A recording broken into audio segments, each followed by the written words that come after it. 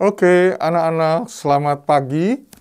Ya, kita akan mulai pembelajaran hari ini untuk kelas 8 ya, di SMP kelas 8.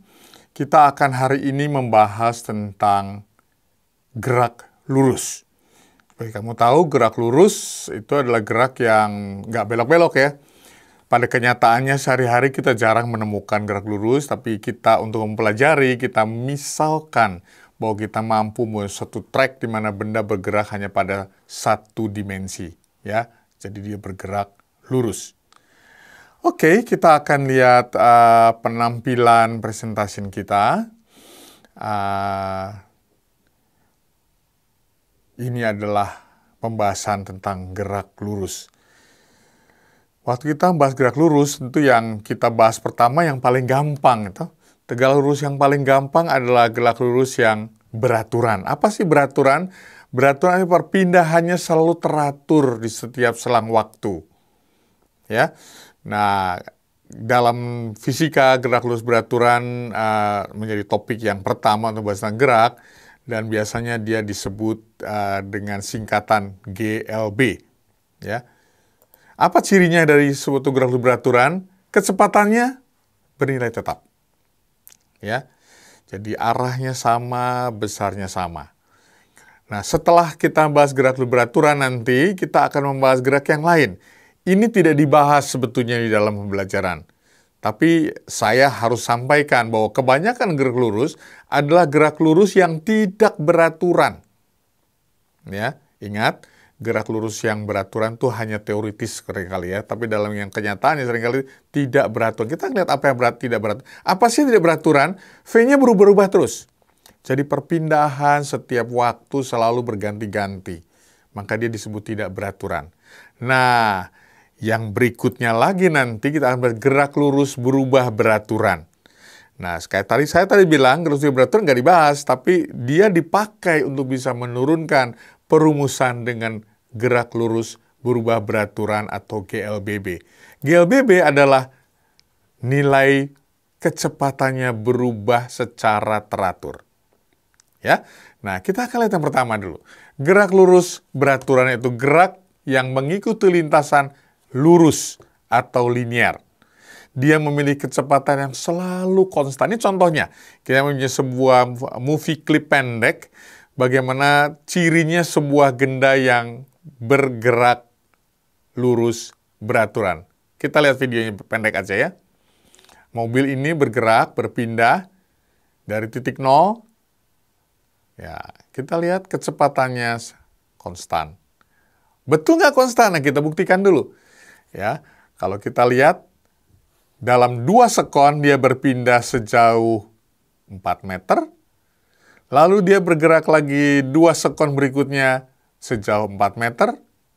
Bergerak lagi 2 sekon berikutnya sejauh 4 meter lagi sampai ke 12. Dan bergerak 2 sekon kemudian mencapai 16 meter. Nah, setiap 2 sekon perpindahannya selalu teratur. Itu adalah gerak lurus beraturan. Maka kalau kita lihat di gerak sebenarnya, kelihatan bahwa setiap perpindahan ditempuh pada waktu yang sama, pada jarak yang sama tersebut. Ya, itulah GLBB. Kalau saya buat grafiknya, bagaimana kecepatannya? Kita lihat bagaimana sih kecepatannya.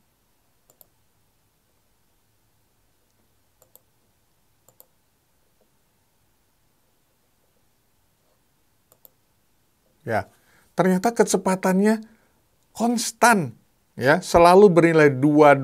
Dari mana 2? 4 meter dibagi 2 sekon, itu ada 2.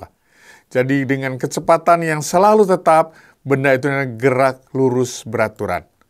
Ya. Bagaimana grafik jarak terhadap waktu? Akan berubah secara teratur. Hari ini guru-guru kalian akan mengajarkan ini dalam kelas ya, bagaimana grafik bisa dibuat berdasarkan perpindahan yang terukur tadi. Ya, saya pindah ke yang berikutnya. Ya, bagaimana kalau gerak lurus yang berubah tidak teratur. Tapi sebelum itu kita pikirkan dulu rumus yang tepat untuk tadi. Bagaimana kita menentukan relasi posisi terhadap waktu dan kecepatan dalam suatu gerak lurus beraturan. Ya, kecepatan selalu konstan, maka V tetap. Dari mana dapatnya V? V adalah jarak dibagi waktu. Jarak adalah delta S. Dan itu adalah posisi akhir dikurangi posisi awal. Delta T adalah T dikurangi T awal. Biasanya 0 T awal ya. Jadi kalau gitu delta T adalah T. Nah, maka kalau digabungkan ini, delta S adalah ST dikurangi S0. Dan delta S juga adalah V dikalikan delta T dengan delta T sama dengan T.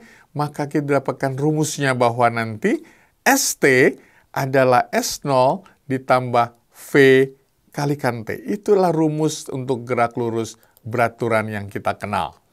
Ya. Jadi dari sebuah relasi bahwa V adalah delta S per delta T, kita dapatkan rumus yang cukup dikenal di bawah ini. Kalian pasti sudah dapatkan di kelas ini kan ya.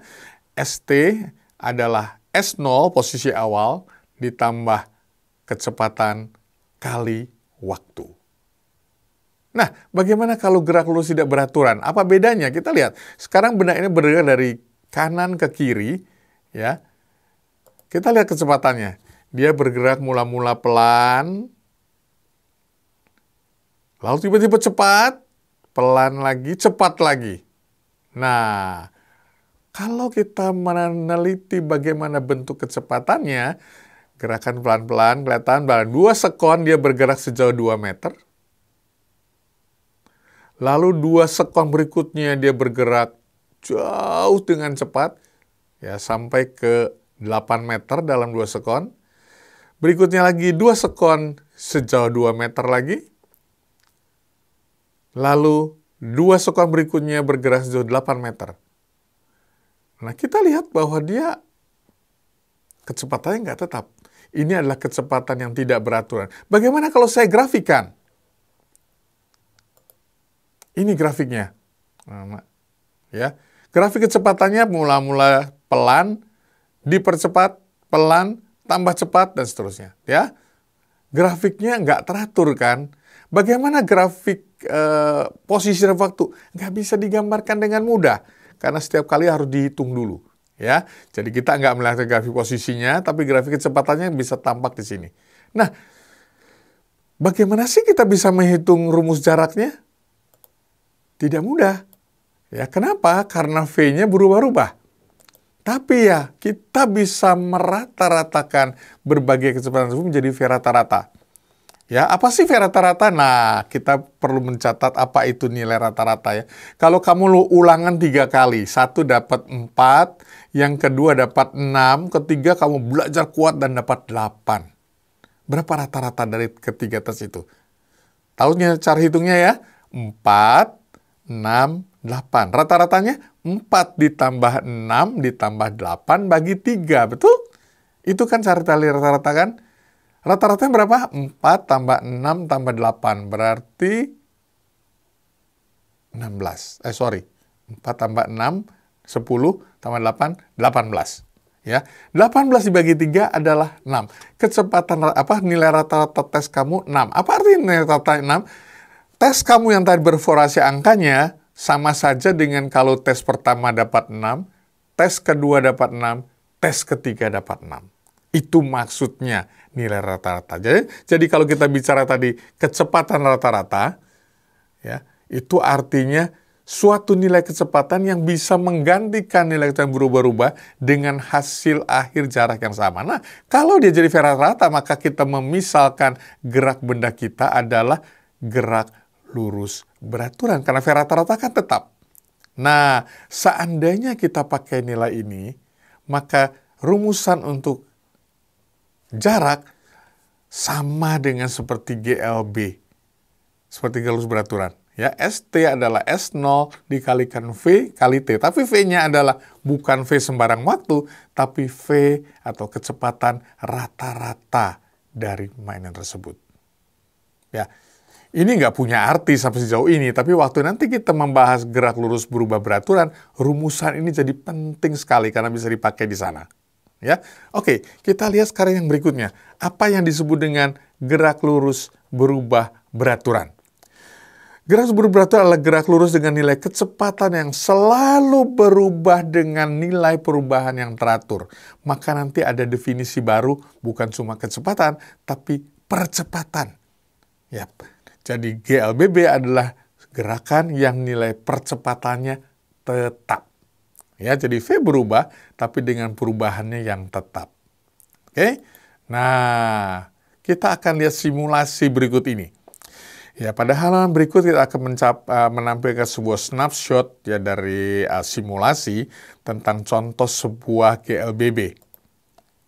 Ini sebuah program ya dari Physics Simulation dari University of Colorado. Saya akan tampilkan buat kalian. Ya, jadi saya bisa menentukan posisi awal dari sebuah benda. Awalnya, misalkan saya tentukan posisi awal benda itu adalah di posisi -6. Saya masukkan angka -6 ya. Lalu saya membuat kecepatannya katakanlah 4. Ya. Akselerasinya saya tampilkan pertama 0. Ini adalah GLBB dulu. Apa yang tertampil kalau kita buat begini? Ya. Sebentar, ini posisinya -5. Kalau saya play, mainkan, kelihatan orang tersebut bergerak dengan kecepatan tetap. Menuju ke arah kanan ya sampai keluar dari layar. Dia terus bergerak. Ya, itu GLB. Bagaimana kalau GLBB? Soal yang sama, saya buat lagi posisinya, saya buat sekarang posisi -8 lah. Ya. Lalu sekarang saya mulai memasang akselerasi. Akselerasi saya pasang aja angka 2. Ya, bagaimana gerak orang ini sekarang? Coba kita mainkan. Nah, kelihatan dia bergerak tambah lama, tambah cepat, tambah cepat, tambah cepat. Ya, sampai keluar layar. Ya, tentunya nggak bisa digambarkan, nggak bisa diukur kalau dari gambar ini. Maka saya akan tampilkan gerak orang yang sama dalam sebuah chart, dalam sebuah grafik gerakan. Ini contohnya. Ya, saya bisa mengulang proses yang tadi. Ya, orangnya dimulai bergerak dari angka -8. Kecepatannya awal saya buat angka 4. Sorry, bukan 40 tapi 4. Ya. Lalu akselerasinya saya buat 1. Ya. Ini terlalu besar, saya akan perkecil dulu.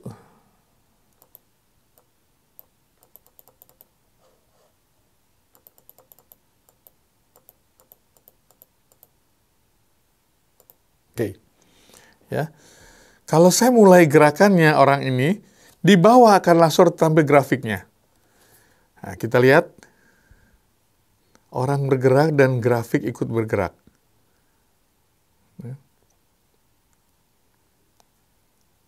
Oke, sampai di ujung dia stop, karena ada tembok yang dia tabrak.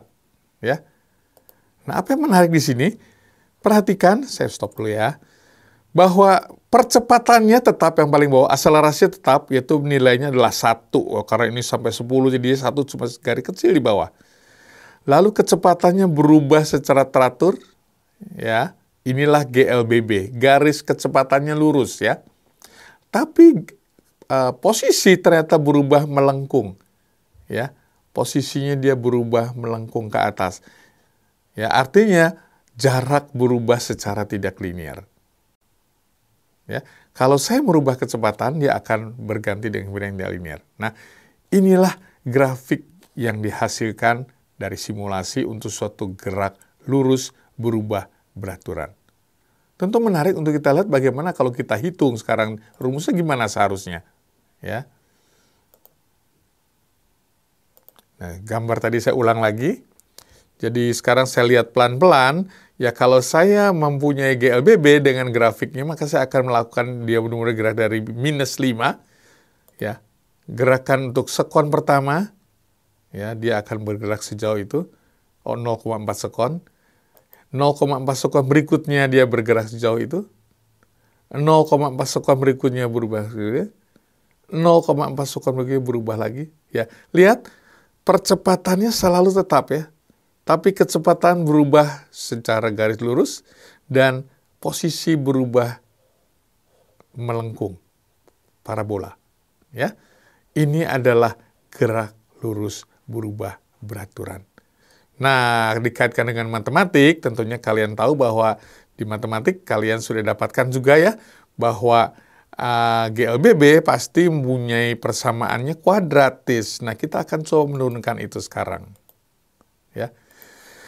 Rumus untuk GLBB memerlukan suatu variabel baru, itu percepatan. Apa itu percepatan? Perubahan kecepatan persatuan waktu. Ya, delta V adalah VT dikurangi V0. Itu adalah perubahan kecepatan. Delta T adalah T dikurangi 0. Jadi sama aja dengan T. Maka kita bisa dapatkan bahwa dengan rumusan ini, delta V adalah VT kurang V0, maka VT kalau begitu adalah V0 ditambah A kali T. Ya, perhatikan, kalian bisa menurunkan sendiri dari gambaran ini bahwa kalau A adalah VT minus V0 dibagi T, maka VT adalah V0 ditambah AT. Inilah rumus kecepatan untuk gerak lurus berubah beraturan.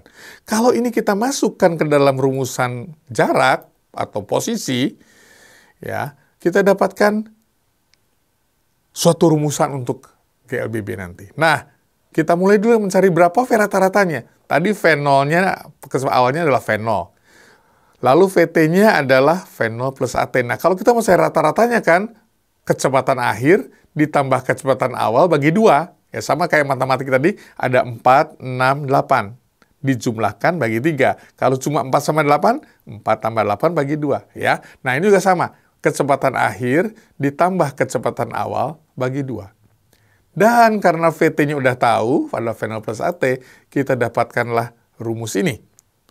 Bahwa V rata-rata adalah V0 plus setengah AT. Ya, itulah V rata-ratanya. Sehingga kalau dimasukkan ke rumusan bahwa ST adalah S0 plus V rata-rata kali T, lalu V rata-rata masukkan V0 plus setengah AT, dikali T lagi, kita dapatkan rumusan seperti ini. Inilah yang kita kenal dengan nama rumusan posisi untuk gerak lurus berubah beraturan. Ya, jadi rumus ini bakal sering kali kalian pakai nanti, tapi rumusnya sebenarnya bisa diturunkan sembarang waktu kalau kalian lupa, tapi baiknya diingat ya. Jadi ST, posisi akhir, adalah posisi awal ditambah dengan kecepatan kali waktu dan ditambah dengan setengah kali percepatan kali T kuadrat. Ya. Nah, jadi kita sekarang punya dua rumus yang berbeda ya. Untuk GLBB ada ST adalah S0 plus V0 kali plus setengah AT kuadrat. Nah, sedangkan VT-nya adalah V0 plus AT. Jadi berbeda dengan GLB yang kalian tadi punya rumus ST adalah V kali T. Sekarang kita memerlukan dua rumus karena ada dua variabel yang bergerak, yaitu V0 dan juga A. Oke? Nah, sekarang kalian bisa mengerjakan soal-soal setelah ini dengan rumus ini. Kita akan mulai soal dengan yang paling sederhana dulu, ya. Sebagai contoh, bagaimana kalau kita lihat GLB? Sebagai contoh. Mobil meninggalkan titik A dengan kecepatan tetap. Jadi GLB ya, mencapai titik B 25 second kemudian. Berapa jarak AB? Nah, titik B berarti adalah ST-nya. Ya, ST kalau gitu adalah V dikali T. Ya kan? V-nya 10, T-nya 25. Jadi jarak AB adalah 250 sekon. 250 meter, sorry. Ya, ini rumusannya. Ya, 10 kali 25. Karena S0-nya kan 0. Ya, waktu hitung jarak, kita anggap dia tahap titik 0. Jadi cukup gampang ya. Jadi kalau kita tahu berapa waktunya, berapa kecepatan tetapnya, ini adalah contoh soal yang paling sederhana. Bagaimana kalau kita mau melihat soal yang agak lebih sulit, yang GLBB tadi? Ini contohnya. Sebuah apel jatuh dari tangkainya di atas pohon. Tingginya H. Lalu mencapai 2 detik kemudian. Dengan percepatan gravitasi 10 meter per sekon kuadrat, tentukanlah kecepatan apel itu menumbuk tanah dan ketinggian tangkai pohon waktu apel tadi bertengger sebelum jatuh. Nah, tentu yang lebih mudah kita kecepatan apelnya dulu ya, karena kita tahu rumusannya V2 sekon, VT ya, T-nya 2, adalah kecepatan dikalikan waktunya. Ya. Oh, sorry, percepatan kali waktunya. V adalah V0 plus AT. V0-nya kan 0. Jadi A adalah 10, T-nya 2. Jadi 20 meter per second. Itu kecepatan waktu menumbuk tanah. Ya. Jarak tempuhnya gimana? Pakai rumus tadi. ST-nya adalah S0 ditambah V0T plus setengah AT kuadrat. S0-nya dianggap aja 0 posisi awalnya. V0-nya juga 0, tapi A-nya 10. Nah, kalau masukkan semua ke rumus ini, maka saya mendapatkan S2-nya, S2 sekonnya adalah 0, ditambah 0, ditambah setengah kali 10, yaitu 5, dikalikan T kuadrat, berarti 2 kuadrat.